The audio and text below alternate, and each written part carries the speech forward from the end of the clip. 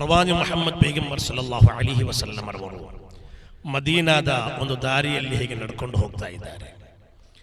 ಅಲ್ಲೊಂದು ಸಣ್ಣ ಹೆಣ್ಮಗಳು, ಅವಳು ಕುಳಿತುಕೊಂಡು ಅಳುತ್ತಾ ಇದ್ದಾರೆ. ಪ್ರವಾದಿ ಸಲ್ಲಲ್ಲಾಹು ಅಲೈಹಿ ವಸಲ್ಲಂ ಆ ಮಗಳೊಂದಿಗೆ ಹೋಗಿ ಕೇಳ್ತಾರೆ, ಏನು ಮಗಳೇ, ಅಳುತ್ತಾ ಇರ್ಲಿಕ್ಕಿರುವ ಕಾರಣ ಏನು? ತಲೆ ಸವರುತ್ತಾ ಕೇಳ್ತಾರೆ. ಪ್ರವಾದಿ ಸಲ್ಲಲ್ಲಾಹು ಅಲೈಹಿ ವಸಲ್ಲಂ ಆ ರೀತಿಯಾಗಿದೆ. ಲಕ್ಷಾಂತರ ಶಿಷ್ಯಂದಿರುವ ಒಂದು ಮಹಾಗುರುವಾಗಿಯೂ ಕೂಡ, ಸಯ್ಯಿದುಲ್ ಕೌನೈನ್ ಎಂಬ ದೊಡ್ಡ ಪದವಿ ಇರುವ ಮಹಾನ್ ನಾಯಕರಾಗಿಯೂ ಕೂಡ, ದಾರಿಯಲ್ಲಿ ಹೋಗುವ ಸಣ್ಣ ಸಣ್ಣ ಮಕ್ಕಳೊಂದಿಗೆ ಕೂಡ ಮಾತನಾಡ್ತಾ ಇದ್ದರು, ಅವರಿಗೆ ಸಾಂತ್ವನವನ್ನು ಕೊಡ್ತಾ ಇದ್ದರು, ಅವರಿಗೆ ಸಲಾಂ ಹೇಳ್ತಾ ಇದ್ದರು ಎಂದು ಚರಿತ್ರೆಯಲ್ಲಿ ಕಾಣ್ತದೆ. ಆಗ ಆ ಹೆಣ್ಮಗಳು ಹೇಳ್ತಾಳೆ, ನನ್ನ ಸ್ವಲ್ಪ ಹಣ ಇಲ್ಲಿ ಬಿದ್ದು ಬಿಟ್ಟಿದೆ, ಮನೆಗೆ ಹೋದ್ರೆ ಪೆಟ್ಟು ಬೀಳ್ಬಹುದು, ಆದ್ದರಿಂದ ಏನು ಮಾಡುವುದೊಂದು ತೋಚ್ತಾ ಇಲ್ಲ ಅಂತ ಹೇಳುವಾಗ ಪ್ರವಾದಿ ಮುಹಮ್ಮದ್ ಸಲ್ಲಲ್ಲಾಹು ಅಲೈಹಿ ವಸಲ್ಲಂ ಅವರು ಅಲ್ಲಿ ಹುಡುಕ್ಲಿಕ್ಕೆ ಶುರು ಮಾಡ್ತಾರೆ. ಅಲ್ಲಿ ಹುಡುಕಾಡಿ ತಡಕಾಡಿ, ಎಷ್ಟು ಬ್ಯುಸಿ ಇರುವ ಪ್ರವಾದಿಯವರು, ಎಷ್ಟೆಲ್ಲ ಶಿಷ್ಯಂದಿರಿದ್ದಾರೆ ಅವರಿಗೆ, ಯಾವುದೆಲ್ಲ ಕೆಲಸಗಳಿಗೆ ಅವರಿಗೆ, ಅಂತಹ ಪ್ರವಾದಿ ಸಲ್ಲಲ್ಲಾಹು ಅಲೈಹಿ ವಸಲ್ಲಂ ಅಲ್ಲಿ ಹುಡುಕ್ಲಿಕ್ಕೆ ಶುರು ಮಾಡ್ತಾರೆ, ತಡಕಾಡ್ಲಿಕ್ಕೆ ಶುರು ಮಾಡ್ತಾರೆ. ನಂತರ ಹಣ ಸಿಕ್ಕಿದಾಗ ಅವಳ ಕೈಗೆ ಕೊಡ್ತಾರೆ. ಕೊಟ್ಟಾಗ ಮತ್ತೂ ಕೂಡ ಅವಳು ಅಳ್ತಾ ಇದ್ದಾಳೆ. ಆ ಹೆಣ್ಮಗಳು ಮತ್ತೆ ಕೂಡ ಅಳುವುದು ನಿಲ್ಲಿಸ್ತಾ ಇಲ್ಲ. ಕೇಳ್ತಾರೆ, ಹಣ ಸಿಕ್ಕಿದಲ್ಲ, ಇನ್ನೂ ಕೂಡ ಅಳುವುದು ಯಾತಕ್ಕಾಗಿ? ನಾನು ತುಂಬಾ ಹೊತ್ತಿನಿಂದ ಇಲ್ಲಿ ತಡಕಾಡ್ತಾ ಇದ್ದೇನೆ, ಹುಡುಕಾಡ್ತಾ ಇದ್ದೇನೆ, ಆದ್ದರಿಂದ ತುಂಬಾ ಟೈಮ್ ವೇಸ್ಟ್ ಆಗಿಬಿಟ್ಟಿದೆ.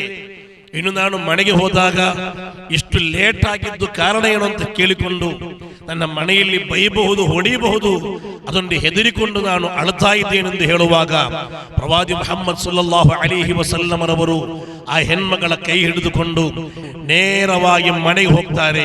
ಬಹಳಷ್ಟು ಬ್ಯುಸಿ ಇದೆ ಹುಜೂರ್ ರವರಿಗೆ, ಹಲವಾರು ಕೆಲಸಗಳಿವೆ ಹುಜೂರ್ ಸಲ್ಲಲ್ಲಾಹು ಅಲೈಹಿ ವಸಲ್ಲಂ ರವರಿಗೆ.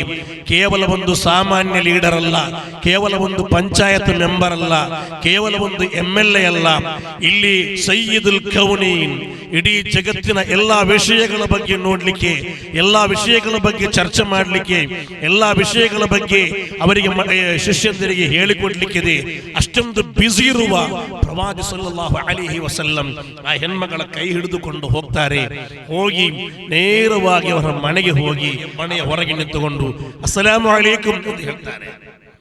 ಒಳಗಿನವರಿಗೆ ಕೇಳಿದ ಸಲಾಂ ಹೇಳಿದ್ದು, ಆದರೆ ಒಳಗಿಂದ ಉತ್ತರ ಬರ್ತಾ ಇಲ್ಲ. 2 ಬಾರಿ ಹೇಳಿದರು, 3 ಬಾರಿ ಹೇಳುವಾಗ ಸಲಾಮಿಗೆ ಉತ್ತರ ಬಂತು. ಮನೆಯವರು ಬಂದರು, ಬಂದು ಹೇಳಿದರು. ಆ ಮನೆಯವರು ಬಂದು ಹೇಳಿದರು, ಪ್ರವಾದಿಯವರೇ, ನೀವು ಫಸ್ಟಿಗೆ ಸಲಾಂ ಹೇಳುವಾಗಲೇ ನಮಗೆ ಕೇಳಿತ್ತು. ಸಲಾಂ ಅಂತ ಹೇಳಿದರೆ ಒಂದು ಪ್ರಾರ್ಥನೆ ಅಲ್ವಾ, ಒಂದು ದುಆ ಅಲ್ವಾ?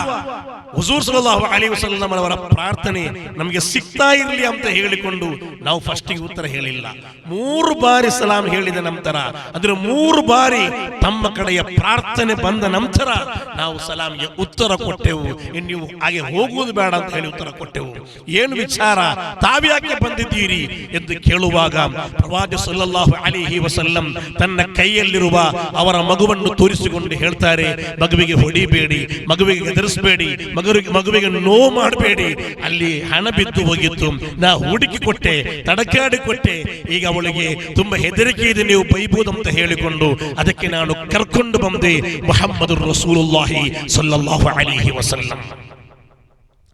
ಒಂದು ಸಣ್ಣ ಒಂದು ಸ್ಥಾನಮಾನ ಸಿಕ್ಕಿದಾಗ, ಒಂದು ಮಸೀದಿಯ ಮುತವಲ್ಲಿ ಆದ ಕೂಡಲೇ, ಒಂದು ಪಂಚಾಯತಿನ ಮೆಂಬರ್ ಆದ ಕೂಡಲೇ ಹೆಂಡತಿ ಮಕ್ಕಳೊಂದಿಗೆ ಕೂಡ ಮಾತನಾಡಲಿಕ್ಕೆ ಸಮಯವಿಲ್ಲದ ಒಂದು ಕಾಲವಾಗಿದೆ ಇದು.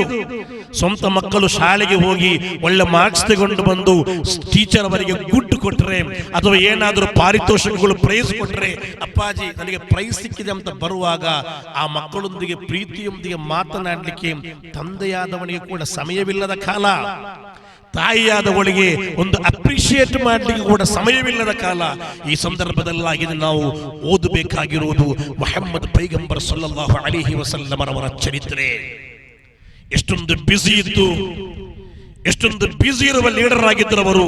ಆದರೂ ಕೂಡ ಸಣ್ಣ ಪುಟ್ಟ ಮಕ್ಕಳು, ದಾರಿಯಲ್ಲಿರುವ ಮಕ್ಕಳಿಗೆ ಕೂಡ ಸಾಂತ್ವನ ಪಡಿಸುತ್ತಾ, ಅವರ ತೊಂದರೆಗಳಿಗೆ, ಅವರ ಕಷ್ಟಗಳಿಗೆ ಸ್ಪಂದಿಸುತ್ತಾ ಮುಹಮ್ಮದ್ ಪೈಗಂಬರ್ ಸಲ್ಲಲ್ಲಾಹು ಅಲೈಹಿ ವಸಲ್ಲಂ ಮುನ್ನಡೆಯುತ್ತಾ ಇದ್ದರು.